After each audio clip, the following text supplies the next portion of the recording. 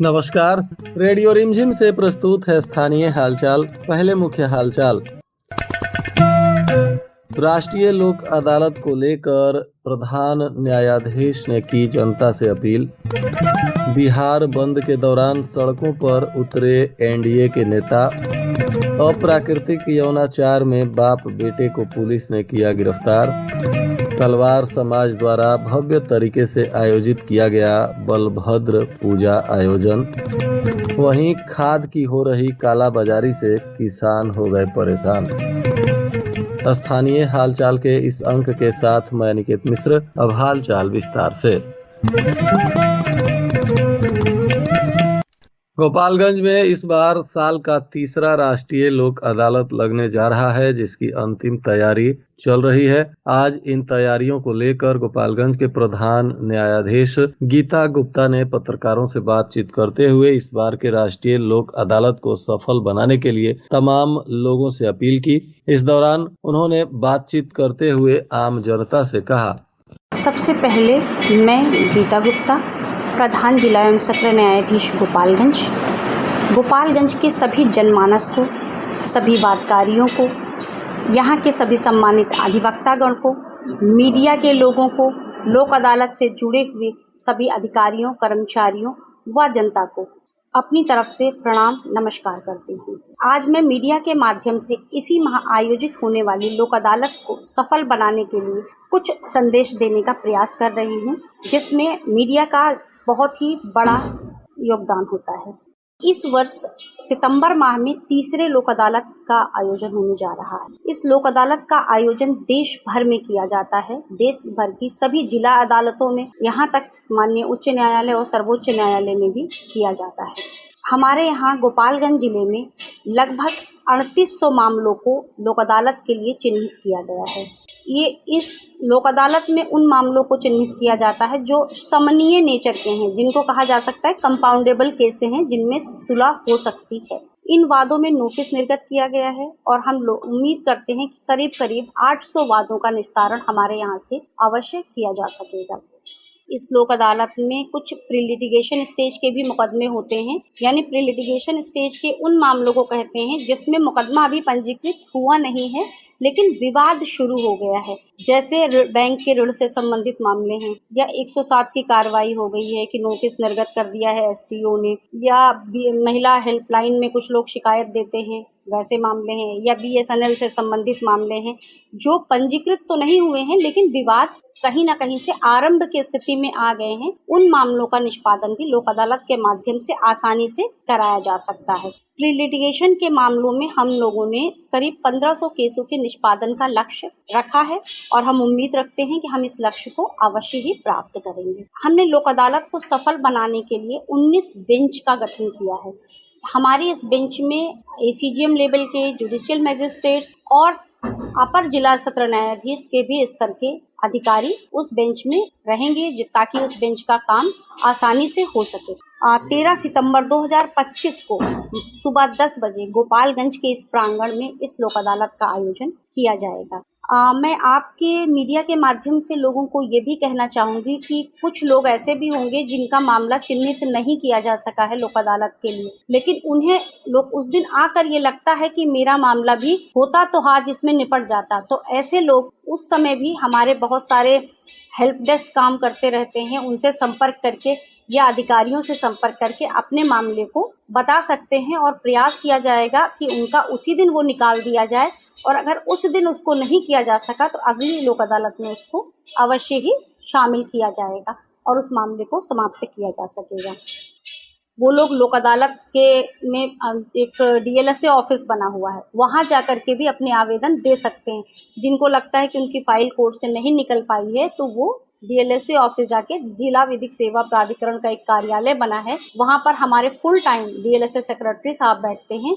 उनके माध्यम से आप आवेदन दे करके भी किसी भी न्यायालय का हो वो फाइल आपकी निकल जाएगी। इस लोक अदालत में मैं मीडिया आप लोगों से यह अपील करती हूँ कि आप जनता को थोड़ा जागरूक करें और जनता के बीच में इस संदेश को बार बार प्रसारित करें ताकि लोग लोक अदालत का फ़ायदा उठा सकें और अपने सुलहनीय मामलों को आसानी से सुलह समझौते के आधार पर समाप्त कराएं। क्योंकि सुलह समझौते के आधार पर जब हम मुकदमे को समाप्त करते हैं तो दोनों ही पक्ष जीतते हैं।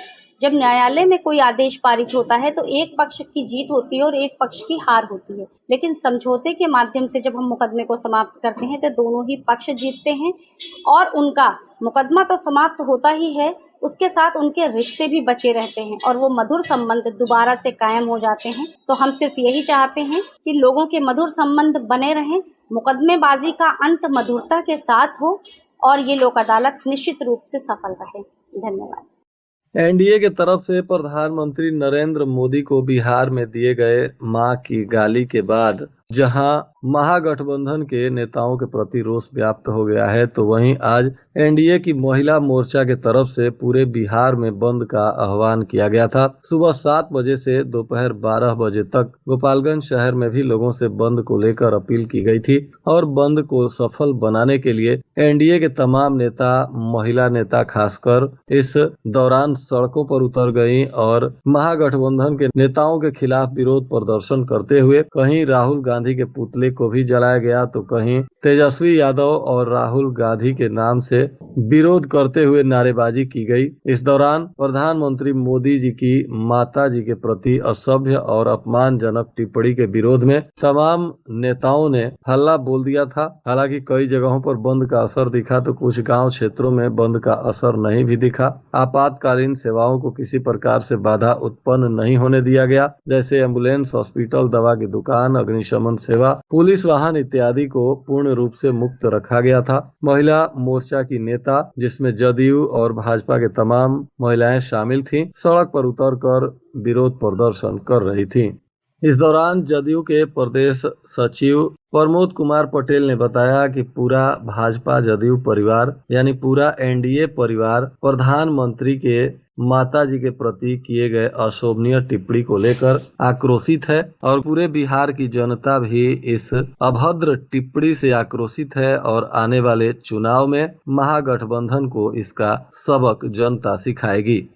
विजयपुर थाना क्षेत्र के पिपरा गांव में पिछले 1 सितंबर को हुए एक 6 वर्षीय बच्चे के साथ अप्राकृतिक यौनाचार में पुलिस ने बाप बेटे 2 लोगों को गिरफ्तार किया है। बताया जा रहा है कि दोनों को नामजद आरोपी बनाते हुए पीड़ित परिवार ने थाने में प्राथमिकी दर्ज कराई थी, जिस पर पुलिस ने यह कार्रवाई की है। बताया जा रहा है कि पिपरा गांव में इस 6 वर्षीय बच्चे के साथ अप्राकृतिक यौनाचार किया गया था, जिसके बाद बच्चा गंभीर रूप से जख्मी था और इसका इलाज स्थानीय अस्पताल में चल रहा था। डॉक्टरों ने स्थिति चिंताजनक देखते हुए गोरखपुर रेफर कर दिया था और 3 दिनों तक जीवन मौत से जूझते हुए 6 वर्षीय मासूम ने दम तोड़ दिया, जिसके बाद परिजनों में आक्रोश व्याप्त हो गया। घटना के बाद मृत बच्चे के परिजनों में शोक भी व्याप्त है और पीड़ित परिवार ने नामजद आरोपी बनाते हुए पुलिस को आवेदन दिया था, जिसमें 24 घंटों के अंदर ही आवेदन मिलने के बाद पुलिस ने मुख्य आरोपी बब्बन गोड़, पिता जय नारायण गोड़ तथा उनके पुत्र अंकित गोड़, पिता बब्बन गोड़,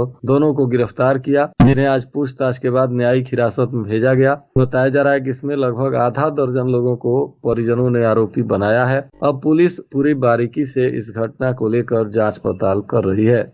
गोपालगंज शहर के आशीर्वाद वाटिका में कलवार समाज के कुल देवता भगवान श्री सहस्त्रबाहु जी और श्री बलभद्र जी का आज भव्य पूजनोत्सव कार्यक्रम आयोजित किया गया था, जिसमें भारी संख्या में महिला पुरुष श्रद्धालु शामिल हुए। इस दौरान भंडारा भोज का भी आयोजन किया गया था और सांस्कृतिक कार्यक्रम पर भी कलाकारों ने एक से बढ़कर एक प्रस्तुति दी। भगवान शिव के रूप में कलाकारों ने वहां पूरे शिव के गणों के साथ एक से एक शिव भजन पर अपनी प्रस्तुति दी, जिसको देखकर भारी संख्या में श्रद्धालु वहां झूमते हुए नजर आए। प्रत्येक वर्ष की भांति इस वर्ष भी यहां कलवार समाज के हजारों लोग गांव क्षेत्रों से एकत्रित हुए थे और सभी लोगों ने विधि विधान से भगवान श्री सहस्त्र बाहु और श्री बलभद्र जी का पूजा आराधना किया। देर शाम को भी भगवान की आरती की गई और सांस्कृतिक कार्यक्रम के साथ ही शाम को भी भोजन का कार्यक्रम रखा गया है, जहां भारी संख्या में